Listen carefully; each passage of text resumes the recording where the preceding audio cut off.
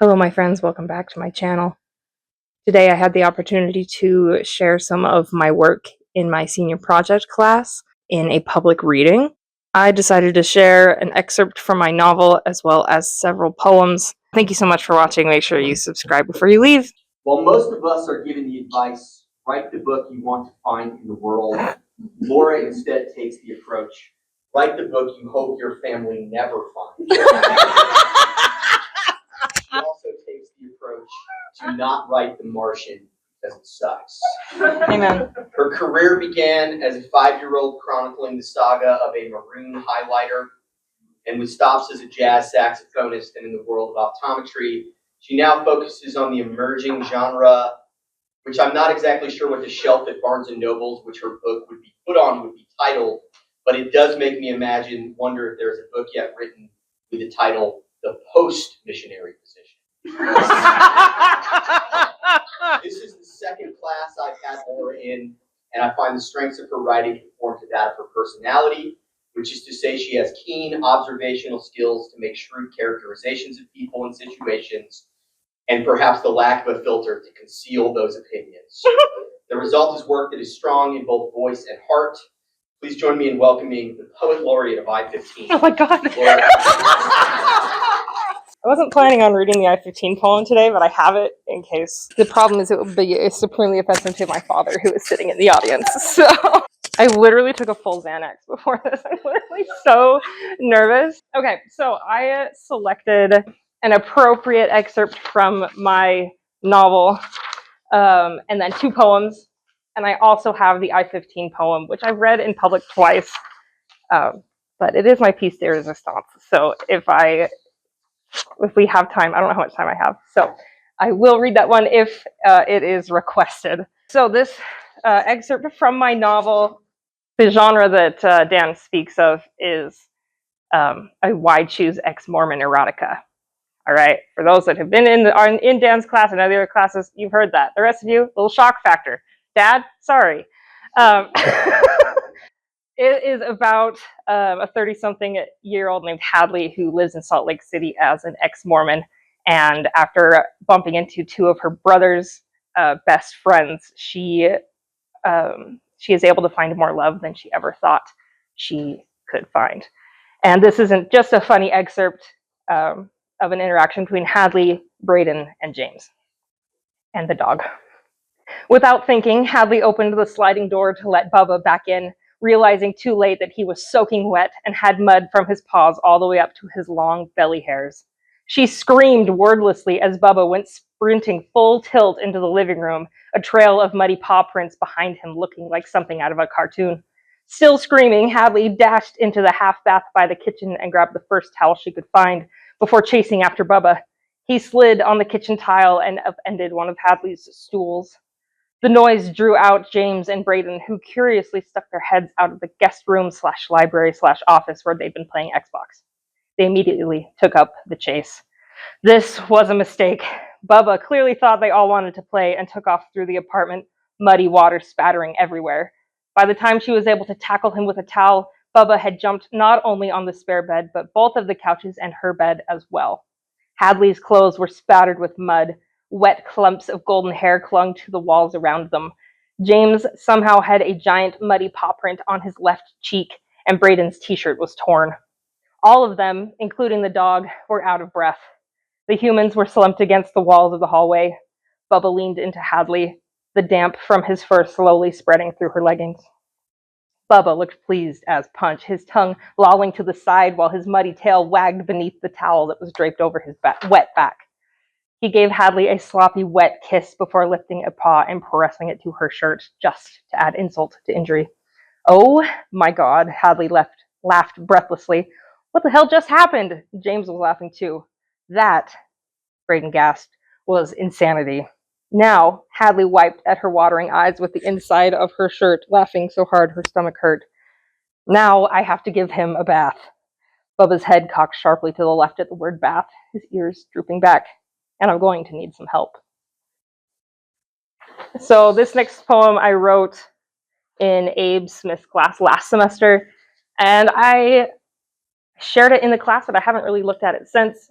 and I wanted to share some new stuff for this reading versus sharing my same repertoire. This poem is called Unto Dust. Do other children know the place their parents will one day be laid to rest?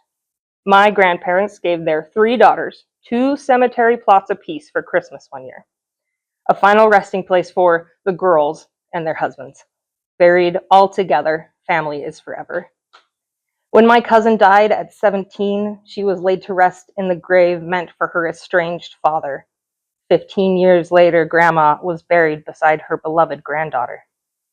My grandpa visits them almost every day. Doggone it, my aunt hears him softly say. Does he imagine his final resting place there, 6 feet beneath the grass-covered soil? From dust we were born, and unto dust the family shall return. No burial plot for me or my husband. Maybe we'll be buried where we put down roots in life. When my time has come, burn my body, mix my ashes with glitter, and launch me into space. I'll spend eternity shimmering among the stars. And this last poem, unless you, well, I don't know how. I've got 9 more minutes. I have 9 more minutes? Okay. You don't have to fill it all. We'll end it with the I-15 poem. How about that? We'll end it on that one. So this one, as our lovely friend Shauna would say, is new shit. I jotted down some lines in a tiny notebook in December and January for 2 different poems, and they've just stuck with me, and I decided I needed to write the poem. It has no title. The mausoleum of my heart, ever filling but never full, spacious, cavernous, life, blood, and death clock. A cemetery, a graveyard, haunted by everyone I have ever loved. I hold my best friend's son. He sleeps peacefully in my embrace. I await my brother's daughter. These babies have changed my life. I imagine fine hair, strawberry blonde, brown eyes or green, tiny white teeth and freckles, giggles and snuggles, books and toys, soccer games and band concerts, late night chats and laughing fits. Each vision slowly fades, fleeing in the wake of paralyzing fear. Anxiety strangles me, and all I see, an unbuilt crib, an empty cradle. My arms ache, dying to hold the child I am too afraid to conceive. Let's change to something much happier. And then we'll finish off with the I-15 poem. This one's called The Boys. I read this at the last open mic with Metaphor. It's about my 2 dogs, whom I'm obsessed with. A crowded bed is my favorite place, smashed together between Chief and Ace. My back against the cold wall, one tail wag and you will fall. Ball 1, 2, 3, 4, expelled one after the other on the floor. Ace carries 4 and Chief brings 2. 6 slobbery tennis balls just for you. Ace forgets you're here and he'll give you a scare. Chief would like to sit there. He will grumble and stare. Chief will ridge and Ace will stretch. Why are you still sleeping? It's time for fetch. Chief steals used tissues. As a rescue, he's got some issues. Ace will smile and steal the bread while Chief curls his body around your head. My favorite place is our crowded bed. This poem has had a lot of titles. It started out as Ode to Utah, and then it became more well known as Sunday Drive on I-15, but that doesn't really fit with the amount of road rage that is shown in this poem. Other title is I-15 at 80 miles an hour. Take your pick. Dad, sorry in advance. You never knew your daughter had such a filthy mouth. No, you knew. Who did I learn it from? Anyway, just kidding. Ode to Utah. Slow down, motherfucker. Stop riding my ass, asshole. It's not your job to slow me down, dickhead.